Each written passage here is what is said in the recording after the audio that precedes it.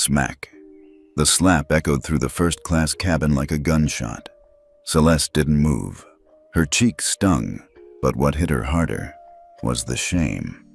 "Trespassing in first class?" The flight attendant snapped, voice sharp. "Sit down before I call security." She wasn't yelling at a grown man. She was yelling at a 12-year-old girl in hand-me-down shoes and a worn-out backpack, standing frozen in front of seat 3A. The girl had just saved a man's life. Let that sink in. 30 seconds earlier, Celeste had been in her seat in economy, head resting against the cold window, humming Beethoven softly under her breath. That's when she heard it. A sound like choking. Then gasps. Then nothing. She turned and saw him, the man in 3A, pale, rigid, head slumped to one side. Everyone else froze. First class sat still like statues. Celeste ran. No thinking, no asking, just instinct. She reached the man, checked his breathing. Shallow, jaw clenched, hands clammy. She'd seen this before. Aunt Lydia had taught her CPR back when their neighbor collapsed on the sidewalk last year. Celeste pressed 2 fingers gently against his sternum. She tilted his head, whispered a prayer. 1 second, 2, and then he coughed. He lived. And that's when the slap came. Not thank you, not you're a hero. Just a grown woman slapping a poor girl across the face like she was nothing. From his seat, the old man opened his eyes slowly, groggy, confused. Until he saw her. His lips moved. "Eliza?" Celeste blinked. "Excuse me?" But the attendant pulled her back. "This isn't your place," she hissed. Celeste stumbled back to economy, cheeks red, heart bruised. She clutched her piano sheet music like it was armor. She didn't know yet, but the man she saved was family. And what he was about to do would change everything. The plane had landed, but Celeste still hadn't said a word. She clutched her music folder, knuckles white, eyes fixed on the seat back in front of her. Her cheek still throbbed, but it was nothing compared to the ache in her chest. Most of first class had already disembarked. Not a single person had apologized. Not the flight attendant, not the crew, not the passengers who watched it happen. Except him, the man in 3A. He waited by the jet bridge, leaning on a cane, face still pale. When he saw Celeste, he stepped forward. "You okay?" he asked gently, his voice raspy but kind. Celeste looked up, unsure how to respond. I didn't mean to cause trouble," she said quietly. "I thought he was dying. I couldn't sit there." His eyes softened. "You saved my life." There was a pause. Then the old man blinked slowly, studying her face. Something flickered behind his gaze, not just gratitude, recognition. "You look just like her," he murmured. Celeste frowned. "Like who?" He hesitated. "My daughter." That word felt like a drop of ice down her spine. "My mom's name was Eliza Morgan," she whispered. "She died when I was 2. The man stared at her. Then, slowly, he reached into his coat pocket and pulled out an old photo. A younger version of him stood beside a woman in her 20s. Soft smile, auburn hair. Celeste gasped. "That's her! That's my mom!" Silence. The airport noise blurred in the background as the world around them paused. "My name's Henry," the man said softly. "Henry Vale. I'm your grandfather." Celeste's breath caught. She'd come here chasing a scholarship. She had no idea she was about to uncover the one thing she'd spent her whole life missing. Family. Henry Vale sat silently beside Celeste in the airport lounge, his cane resting across his lap. The photo of Eliza lay on the table between them like a fragile truth. Too long hidden, too long denied. "I didn't know she had a child," he finally said. Celeste hugged her music folder tighter. "She never talked about you, only that she was alone. always alone. Henry winced. That's my fault. His voice was thick with something Celeste couldn't name at first. Pride, swallowed by regret. She was brilliant, he continued. Eliza could compose music by ear when she was 6. I thought she'd go to Juilliard. I thought she'd conquer the world. He paused. Then she got pregnant, out of wedlock. Refused to say who the father was. I was ashamed. Celeste's eyes narrowed. So you cut her off? Henry nodded slowly. I told her to leave. She begged me not to. I told her she was throwing her life away. His hands trembled now. I never saw her again. Celeste looked away. Her throat burned. All her life she'd thought her mother had no one, no family, no safety net. Turns out, her mother had been rejected by the one person who could have saved her. I grew up sleeping on a couch, Celeste whispered. My Aunt Lydia raised me. She teaches music at a community center. She gave up her career just to keep me fed and in school. Henry swallowed hard. I didn't just lose my daughter, he said, voice cracking. I lost everything she could have been, and now I've nearly lost you. Celeste didn't speak. But for the first time, she saw the powerful man in front of her. Not as the millionaire in first class, but as a man who had lived in silence and shame for far too long. And suddenly, she wasn't sure who had saved whom. The black town car pulled up to the curb. Henry opened the door, but Celeste hesitated. This hotel is fancier than anything I've ever seen, she whispered, clutching her folder tighter. Henry smiled gently. You deserve better than what you've been given. Inside, the lobby shimmered with chandeliers and polished marble floors. Celeste's worn sneakers squeaked on the tile as they walked to the elevator. She had questions, hundreds of them, but Henry stayed quiet, eyes distant. Only when they reached the penthouse suite did he finally speak. I've made a lot of money, he said, setting his cane aside. But I've also made a lot of mistakes. Celeste sat carefully at the edge of a leather couch, afraid to even move. Why tell me all this now? Henry turned toward her. Because I've been given a second chance, and not many people get those. He pulled out a tablet, opened his email, and began typing. His fingers were slow, deliberate. What are you doing? Celeste asked.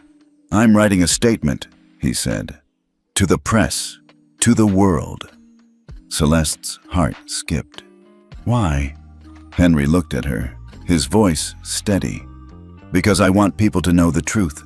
That a little girl in economy saved my life while everyone in first class did nothing, and that the airline punished her for it. She blinked, stunned.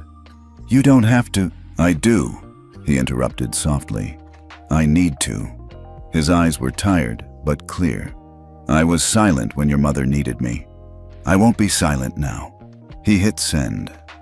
The press release would hit every major news outlet by morning. Celeste sat there in awe, not of the penthouse, or the wealth, or the man in front of her, but of the idea that maybe, just maybe, her voice could matter, even when the world told her it didn't. Celeste didn't sleep that night. She stayed curled on the corner of the hotel couch, knees hugged to her chest, watching the city lights flicker beyond the penthouse windows. By morning, the world had changed. Her name was everywhere. 12-year-old girl saves millionaire gets slapped by airline staff. Henry Vale's granddaughter speaks. #Justice for Celeste was trending across every platform. The footage, grainy but unmistakable, had leaked. The moment the flight attendant slapped her, the gasp from nearby passengers, the look on Celeste's face. And then came the pressure. Empire Airways scrambled to respond. At first, they claimed protocol confusion. Then, when that didn't stick, they issued a half apology, the kind written by lawyers, not humans. It wasn't enough. By noon, protests had started forming outside their terminals. Former employees came forward, sharing similar stories of misconduct and bias. A retired captain even revealed the company had quietly settled multiple discrimination cases in the past. Meanwhile, Celeste sat in silence beside Henry as reporters swarmed outside the hotel. Do you want to say anything? He asked gently. She shook her head. I didn't ask for any of this. Henry nodded. But sometimes the people who never ask are the ones most worth hearing. She looked at him, eyes uncertain. Do you regret saving me? He asked. Celeste didn't answer right away. Then she whispered, No, I just didn't think it would turn into this. That afternoon, Henry walked her into a quiet press room. No flashing lights, no chaos. Just one mic, a few reporters, and her truth. Celeste stepped forward. Voice trembling, she said, I didn't save a rich man. I saved a person who needed help. I didn't break any rules, but the way I was treated made me feel like I didn't belong, like my life didn't matter. She paused. But now, maybe someone will listen, not just for me. For the next kid who's told to sit down, shut up, and disappear. And the room went still. By the next morning, things escalated beyond anyone's expectations. The FAA released an urgent statement. We are reviewing Empire Airways' compliance with federal passenger ethics standards following recent allegations involving a minor. Then came the airports. 3 major hubs, JFK, LAX, and Chicago O'Hare, announced temporary suspensions of non-essential services for Empire flights, citing pending ethics compliance audits. Empire's stock plummeted 19% in 2 hours. But that wasn't what hit hardest. It was the name on the ethics investigation request, Henry Vale. Few knew the full story, that the man Celeste saved was more than a wealthy retiree. He was the final override authority of Air Trust Standards, the federal platform that certified airline ethics compliance for 87 airports nationwide. Celeste only found out when she caught a glimpse of the news ticker in the hotel suite. Breaking. Henry Vale triggers red flag audit on Empire Airways. She turned to Henry, eyes wide. You did that? Henry sat quietly, sipping tea. I've stayed silent for too long, but not anymore. But what does it mean? She asked. He looked at her. It means their ethics status is suspended, which means no international boarding at compliant airports, no ESG funding, no automatic gate clearance. Celeste blinked. You can do all that? I can now, he said softly. Thanks to you. That night, the Morgan Protocol began trending, a proposed ethics reform framework for airlines, co-authored by Henry and Celeste. It called for mandatory ethics officers on all domestic flights, child passenger dignity training for flight crews, and most controversially, real-time cabin incident logging, accessible to guardians and federal monitors. Some praised it. Some panicked. But no one ignored it. Celeste sat in quiet awe, watching it unfold. Just 48 hours ago, she was a scholarship kid from a small town, barely noticed by the world. Now, she was the spark behind something much bigger, and for the first time, she didn't feel small anymore. 3 days later, Celeste stood in a borrowed Navy dress in front of a microphone on Capitol Hill. She'd never even been to Washington before. Now, she was testifying. The hearing room buzzed with tension. Airline lobbyists whispered in the back. Reporters filled the aisles. And in the front row, senators, FAA officials, and child advocacy groups leaned forward, waiting. A woman in a gray suit leaned over and adjusted Celeste's mic. You'll be fine, she whispered. Just speak from the heart. Celeste took a deep breath. My name is Celeste Morgan, she began. I'm 12 years old. I play violin. I read too many books. And up until last week, I thought nobody important would ever care what I had to say. A hush fell. She continued. I didn't want attention. I didn't want cameras. I didn't want to be slapped, humiliated, or treated like I didn't belong just because I was sitting near first class. She looked up, her voice trembling but steady. I didn't break any rules.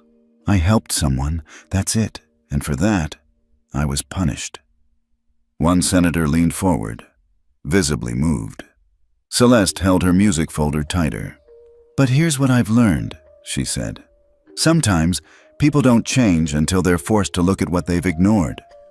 She glanced toward the panel. I'm not here to be famous. I'm here because I don't want any other kid to go through what I did, not because they're poor or young or quiet." She paused. "We deserve to be seen and to feel safe, even 30,000 feet in the air." Silence followed, then applause. Genuine, rippling, unstoppable. Henry watched from the hallway, eyes misty. Lobbyists scurried from their seats. Social media exploded. Within hours, 3 more airlines released emergency ethics statements. 2 airports committed to pilot programs for onboard ethics auditing, and the FAA announced a vote to mandate the Morgan Protocol as a federal regulation. Celeste didn't fully understand the weight of it all. But as she stepped down from the mic, a reporter near the door whispered, "That kid just changed the skies." And deep down, she knew they were right. Celeste thought the worst was over. The slap, the press, the hearings. She thought it was all behind her. But trouble doesn't always come with noise. Sometimes it creeps in quietly, through contracts, meetings, and cold smiles in warm rooms. It started with a message. Her Aunt Lydia received an envelope at their small apartment. No return address. Inside was a check for $250,000 and a short typed note. "Withdraw Celeste from public appearances. Decline all interviews. Stop pushing the Morgan Protocol. In return, you'll be taken care of, for life." Lydia brought it straight to Henry. He read it once, then again, jaw tightening. "Someone's scared," he muttered. Celeste sat on the hotel couch, her fingers clenched. "Why would they do this?" "Because you're dangerous now," Henry replied. "Not because of what you've done, because of what you might still do." Later that night, Henry called in a few favors, and within hours, it became clear. The check had ties to North Point Air, a rival airline quietly lobbying to stop the Morgan Protocol from becoming law. Turns out, if Celeste's proposal passed, North Point would lose $480 million in ESG-aligned funding tied to ethical compliance. They weren't trying to fix the system. They were trying to buy silence. But Celeste didn't back down. She didn't scream. She didn't panic. Instead, the next morning, she walked into the same press room she'd stood in days ago and held up the check. "I was told to disappear," she said calmly. "But I'm still here." She placed the check on the table in front of the reporters. "I'm 12. I play violin. I still cry when I lose a solo, but I'm not for sale." The crowd went still. Henry, watching from the wings, didn't smile. He didn't need to. Because in that moment, Celeste wasn't just his granddaughter. She was her mother's daughter. She was fire. That same afternoon, 3 senators called for an investigation into corporate interference in federal passenger ethics reform. North Point Air's CEO was summoned for questioning. Stockholders panicked. The board began to fracture. The system that tried to silence a child had just handed her the microphone instead. Henry sat quietly at his desk, a tablet in his hand, eyes fixed on the screen like it held the fate of the world. In some ways, it did. Celeste sat across from him, unsure why he'd called her in so early. She was still in pajamas, hair barely brushed. He slid the tablet toward her. "Do you know what this is?" Celeste frowned. "It looks like an app." "It is," he said. "It's the Air Trust Core Ethics Console. I built it with a team of analysts 15 years ago. It tracks and verifies real-time behavior reports from all commercial flights across 87 airports." She blinked. "Wait, you can see what happens on flights? Like, live?" He nodded. "Not video, just data points, alerts, and incident flags." He tapped the screen. "And today, it's yours." Celeste froze. "Mine?" Henry leaned forward. "This console has a feature called Emergency Red Flag Protocol. If you activate it, the system triggers a full compliance audit. Any airline flagged loses its ethics clearance instantly." She stared at him. "But I'm 12. "I know," he said softly. "And I also know you see things most adults overlook. You listen, you feel. You know the difference between polite and right." He took a deep breath. "That's why the board agreed. Temporary override access under my authority. You'll monitor incoming cabin reports for 48 hours. And if you see something unethical, you press the red button, that's it. Celeste's hands shook a little as she took the tablet. That night, she sat in Henry's study, alone, watching the console light up. Flags from flight attendants ignoring disabled passengers, alerts about separated minors, incidents logged and dismissed. And then it happened. Flight 427, en route to Dallas, showed an urgent red flag. Young Asian boy forced to move seats after comforting distressed woman in turbulence. Celeste's jaw tightened. She hovered over the button. She didn't know the boy's name, but she knew what that moment felt like. With one breath, she tapped the red icon. Across the system, screens flashed. Compliance status suspended, Empire Airways, ethics audit initiated. Within minutes, the airline's access to 23 airports froze. ESG partners issued public statements. 3 flights were grounded mid-preparation. Henry watched it unfold, eyes glassy. "She did it," he whispered. Not for revenge, not for headlines, but for one kid like her who chose kindness and got punished for it. 2 days later, the FAA boardroom in Washington was packed. Behind the closed doors sat representatives from 17 airports, 6 major airlines, 3 ESG investment groups, and the FAA's top ethics committee. At the head of the room sat a simple folder. No fancy label, just 3 words: the Morgan Protocol. Outside, a different kind of crowd had gathered.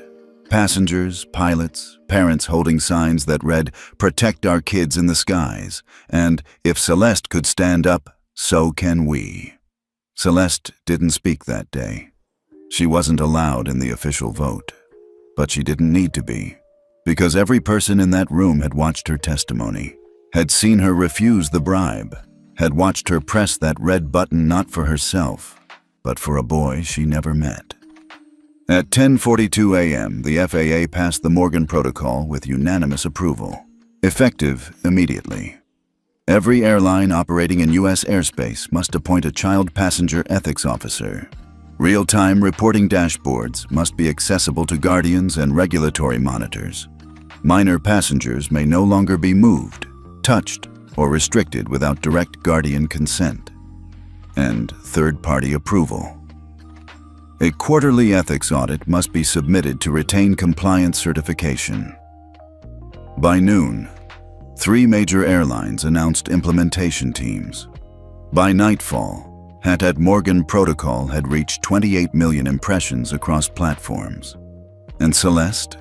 She sat on the roof of the hotel, a blanket wrapped around her, watching the stars. Henry climbed up beside her, 2 mugs of cocoa in hand. "You just changed the way kids fly," he said softly. Celeste shook her head. "I didn't mean to." "You didn't have to," he smiled. "That's what made it real." She was quiet for a moment.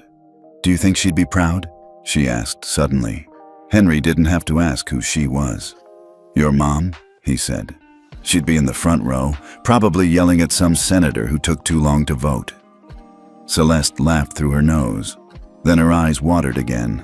"She always said people should matter more than money." Henry looked at her. "That's what this protocol is. You made people matter again."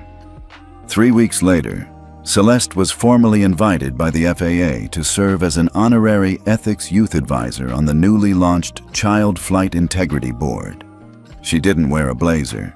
She showed up with her violin case and a backpack full of books, and one rule of her own. If you're going to talk about kids, at least let one be in the room. And from that day forward, the skies never looked the same again. 3 months had passed. The headlines had quieted. New scandals had taken their place. And Celeste was finally back in her old routine, sort of. She still rode the city bus to school, still helped her aunt wash dishes after dinner, and still practiced violin every night. But there were things that had changed. Forever. At JFK Airport, a glass plaque had been mounted near Gate C-22 in honor of Celeste Morgan, whose voice helped every child be heard. That day, Celeste and her aunt were flying out to Denver for a youth leadership summit. Henry had already gone ahead to meet with federal ethics advisors. Celeste just wanted to fly like a normal kid. But normal had a new meaning now. As they walked toward security, a TSA officer paused mid-step. "You're her," he said. Celeste blinked. "Sorry?" He smiled.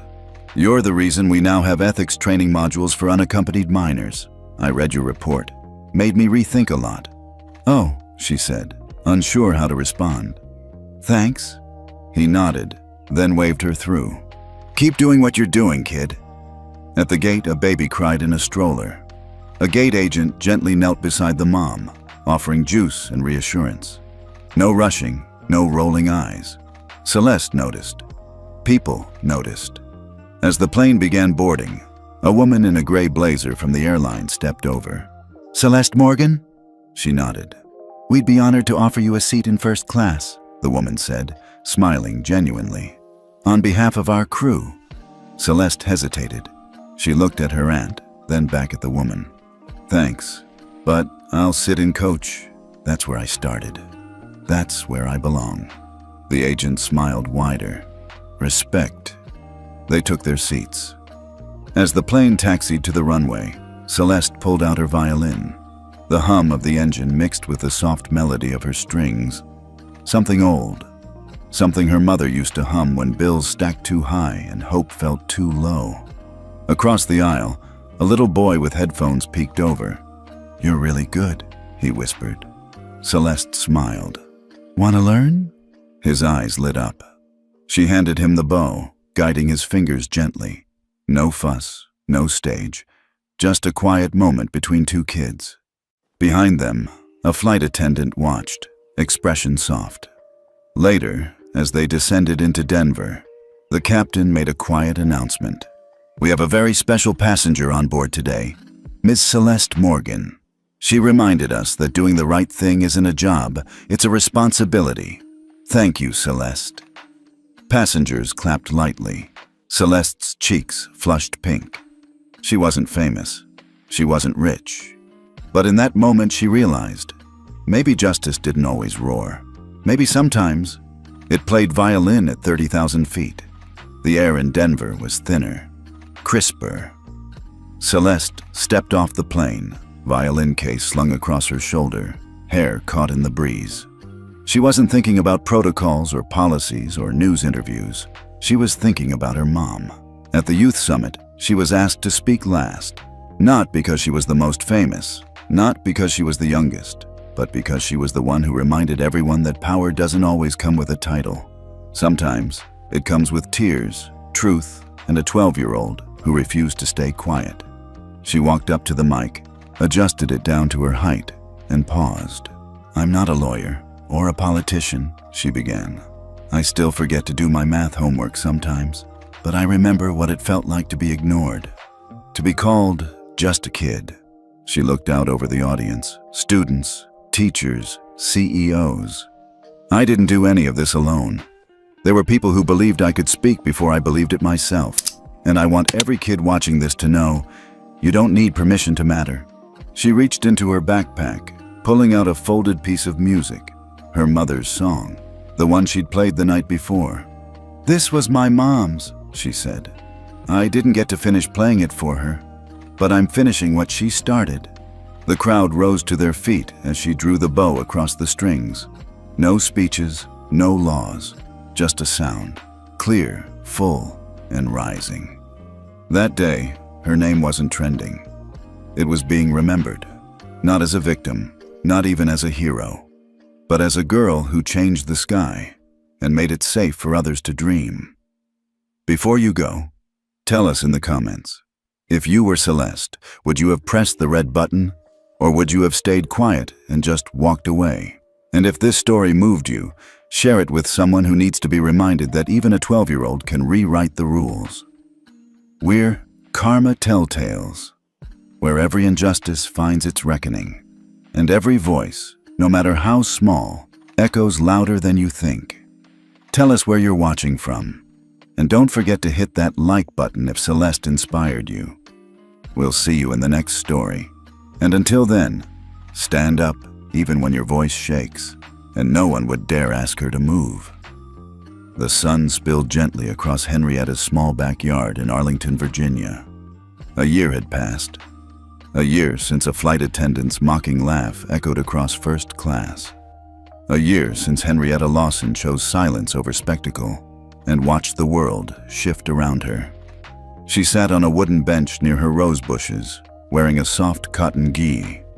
Not the starched white one she'd worn that day, but one that had faded over decades of quiet discipline. She held a letter in her hands, handwritten, from someone she never expected. Dear Ms. Lawson, I don't expect you to forgive me, but I need you to know that I remember everything. The sound of my own voice, the way I laughed with the others. I thought I was being witty. I wasn't. I was cruel. That flight changed you, yes, but it changed me more than you'll ever know.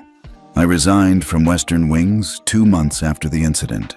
I took a job training new crew members on dignity, on restraint, on how to see who's sitting in front of them before deciding who they are. I show them your photo. You didn't scold me. You didn't demand anything. You just held your space, and that silence did more than a lawsuit ever could. Thank you. Jillian H. Henrietta folded the letter slowly. She didn't smile. She didn't cry. She just breathed. Later that week, she returned to the dojo for a different kind of lesson. Not teaching, listening. The dojo had invited a new generation of students, young, old, multilingual, some with visible disabilities, others with invisible ones. All of them wore a GI. All of them had read her story. They didn't come to learn how to fight. They came to learn how to stand, how to sit, how to endure. May, now a junior instructor, watched as Henrietta entered. The room quieted immediately. Henrietta bowed to the class, then walked straight to the back and sat among the students. I came, she said gently, to listen. And that's what she did. As each student stood and introduced themselves, shaky voices, stammering words, different accents, Henrietta nodded after each one. When they finished, she finally rose and spoke. There are fights in life that don't involve fists, she said. Sometimes, the most powerful thing you can do is not react the way they expect. Meanwhile, at Western Wings, a very different kind of transformation was taking place. The airline had recently partnered with the FAA to pilot a nationwide campaign called Know Who's Seated, an initiative focused on rehumanizing airline service through empathy training, equity review panels, and digital tracking of passenger dignity reports. Each participating crew member now carried a small black card clipped inside their uniform jacket. On one side, their employee ID. On the other, a single phrase, dignity is seatless. It wasn't about being perfect. It was about being aware. Henrietta was invited to the launch. She declined the spotlight. Instead, she requested that the seat, 12A from that infamous flight, be retired and placed in the Aviation Ethics Museum in D.C. The airline agreed. Months later, that seat, worn leather, slightly creased, unremarkable in design, was unveiled behind glass. Below it, a simple plaque. This seat was never raised. It was held with grace, with silence, with power. In honor of Henrietta Lawson. The final ripple came not from politics or press, but from children. In a small elementary school in Michigan, a 5th grade class was asked to name someone they admired. Some said athletes, some said doctors. One girl raised her hand. I want to be like Miss Henrietta, she said, holding up a printout from an old newspaper article. The teacher asked why. Because she didn't need to hit anybody to make the whole country listen. Henrietta never set out to become anyone's example. She didn't write a memoir. She didn't go on book tours. She didn't launch a movement. She just stayed seated, in a place where she had every right to be. And by doing so, she reminded an entire nation that dignity is not loud. It's constant. It's earned. And when honored, it changes more than policy. It changes people. Final image. Henrietta, walking through the boarding gate years later. Older now, softer in step, still wearing her GI. As she approaches the first-class section, the crew stands at attention. One of them bows deeply. She nods in return. No words, just presence. Because sometimes, that's all it takes to shift the world. Henrietta didn't shout. She didn't fight back with anger. But the system still changed because she held her space. Have you ever seen someone underestimated until the moment they stood tall without saying a word? Tell us where you're watching from, and if someone like Henrietta ever inspired you to stay true, even when the world tried to push you aside. We read every comment here on Telltales, and trust me, your story might just be the one someone else needs to hear tonight.